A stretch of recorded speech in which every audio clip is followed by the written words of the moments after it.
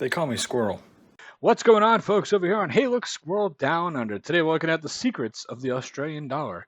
I remember when I was looking at some of the inventions from Australia, the dollar was one of the important inventions. So I kind of want to watch about what is so important about the Australian dollar, and hopefully this will teach me a little bit about the currency. If not, then I'll learn about that down the road. So let's look at secrets of the Australian dollar. You probably know the secrets if you're in Australia watching this, but if you're not in Australia watching this, you can learn along with me. And maybe, if you are in Australia, maybe you'll find something you didn't know. I don't know. Who knows? Either way, if it's your first time here, make sure you smash that subscribe button, will you? We're growing. We're doing good. Having fun. Here we go. Having spent 2.5 years working in a foreign exchange bureau, I'm making a series of videos to share some of the coolest and most interesting banknotes from around the globe. Dude's name is Half Asleep Chris. If you enjoy this video, please consider subscribing. Today it's the turn of the Australian dollar, the banknotes that quite literally changed the world. In the late 1960s, with the release of the first colour photocopiers came a wave of counterfeit banknotes. Back then, Australia's money was still made out of paper and not particularly advanced in terms of security features. In other words, it was fairly easy to make a convincing fake. And so Australia came up with an idea. What if they made their banknotes out of plastic? It was an idea that would go on to revolutionise world currency, when 2 decades later, after various failed prototypes and trials, the country released the world's first ever polymer banknote. What a beauty. The year, 1988, coincided with Australia's bicentenary, 200 years of European settlement, and the note reflects this theme. The front sees an Aboriginal youth with a morning star pole, symbolising the original settlement around 50,000 years earlier, and then the reverse commemorates European settlement, with the first ship to arrive in Sydney Harbour, the HMS Supply. In the hologram can be seen Captain James Cook. Now this note changed everything. Its release was a tremendous success, and Australia went on to introduce their first complete polymer series. So you got 1, 5, 10, 20, 50, 100? That's what we got. We got the same thing. I don't see a 1, actually. Starting in 1992, a series that remains in circulation even today. And many countries have since adopted the technology themselves, including Canada, New Zealand, Romania and Vietnam, with a ton of other countries still in the process of phasing it in, such as the United Kingdom. Not only are polymer banknotes more secure, but on average they last 2.5 times longer, with an expected lifespan of 7 years. This obviously reduces production costs, and at the end of their life they're able to be recycled. What's more, that's pretty cool, because otherwise you got to destroy all this money and everything. These you can just melt them down and recycle them, or however they do it. But that's actually pretty cool. The recycling part of it, I didn't even think about, because they definitely take money out and put money into circulation every year. a lot of paper banknotes aren't actually paper. The US dollar, for instance, is 75% cotton, which... Right. Real quick. I don't know why they don't make that many $2 bills anymore. They're hard to find now. Which requires large quantities of water and pesticides to produce. Every stage of the polymer life cycle is more environmentally friendly. Okay. If I don't learn by the end of this video, there's 2 10s. There's a small 10, and then there's a big 10. So there's 10, 5, 10, 20, 50, 100. I didn't think I saw one. Is the 10... What is that? Why is it 2 10s? Are they equal? So they're cheaper, greener, more durable, and harder to counterfeit. When I say these banknotes changed the world, that's really not hyperbole. And now, some 31 years later, Australia is in the middle of releasing their second series, which are some of the most beautiful and advanced banknotes ever to be released. Let's start with the 5. The first thing you'll notice is that it's the same size and colour as the previous version, and both feature the Queen on the front and Parliament House in Canberra on the reverse.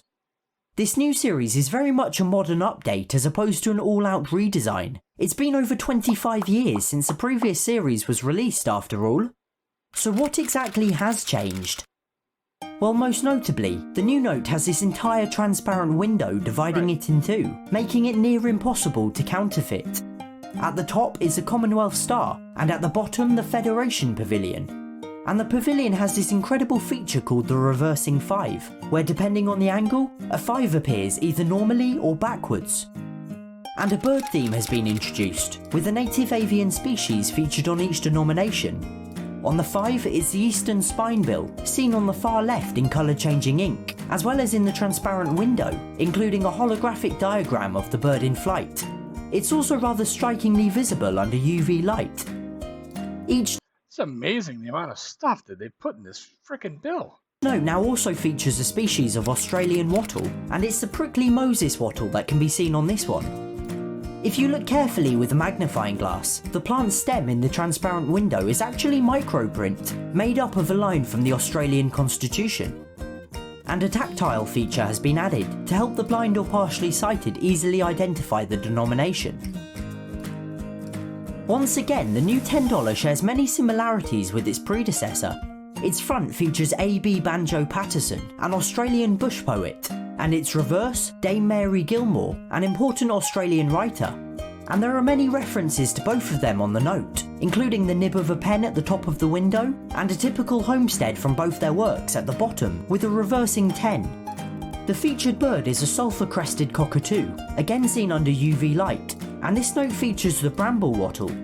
Like the 5, its stem consists of microprint, extracts from Gilmore and Patterson's poems, No Foe Shall Gather Our Harvest, and The Man from Snowy River. For some bizarre reason, Australia skipped the $20 bill and went straight to the 50. I think it's so cool that they're putting in things that are unique to the person that they're featuring or that's really, really cool. The 20 is due to be released in October 2019. So it's already out. All this stuff's already out. It's a little bit older, but it's cool because at least I got to see the newer stuff. And will retain many of its current features, with the addition of a laughing kookaburra and box leaf wattle. The final new release is the $50. Its front sees David Unipon, an Indigenous Australian preacher, inventor and author, whilst the reverse portrays Edith Cowan, the first Australian woman to serve as a Member of Parliament. It also features a black swan, in the window, in colour changing ink, and under UV light, and the Cape York wattle. The symbols in the transparent window include an open book at the top, and the Raucan Church, where Unipon was born and grew up, with a reversing 50. And then the microprint stem is made up of lines from his book, Tales of Australian Aborigines, and Cowan's maiden speech to Parliament. Lastly, the $100 bill hasn't been updated yet, but it's expected to be released in 2020, and will probably look something like this. The current version sees Dame Nellie Melba, an Australian operatic soprano who became one of the most prominent singers of her time, and the reverse portrays Sir John Monash, one of the country's greatest military commanders. The Australian dollar is without a doubt the most innovative currency in the world, and certainly one of the most beautiful. Even today, 31 years after the release of that first polymer note, the country continues to lead the planet at the cutting edge of... I like how they're different sizes, the different colors. They have the raised bumps on them for people that have, vision issues. I love it. I hope they keep the Aborigine on the if they remake that bill, the 10th or 10. I don't know what that bill is. Banknote design. Well, this is half asleep Chris or half drunk Chris. I forget his name. It was at the beginning of the video, but. That's really cool. I think it's great that he's doing these numismatic, is that right, videos? I don't know. Anyways, it's cool. I wanted to learn about the, you guys got some awesome ass money. Some cool ass money in Australia. It looks really nice. It's, God, man. Thank God I'm not in the counterfeiting business. I'd be going bankrupt over there. Holy smokes. Yeah, that was pretty cool. If anybody knows the difference between those two 10s, maybe they're just the same in two different designs. I don't know. In case you're wondering, here in America, all our banknotes look the same. They're all the same size. They're all green and white, and they all have a dead president on them. So it's easy to confuse them sometimes. I mean, I don't, but I could see how people do. Crazy. Listen, take care of yourselves, all right? You guys are in the future. I love it. I'm talking to people in the future. I'm going to put this video out. It's going to be sometime tomorrow afternoon when you see it. It's crazy. I love it. Scroll out.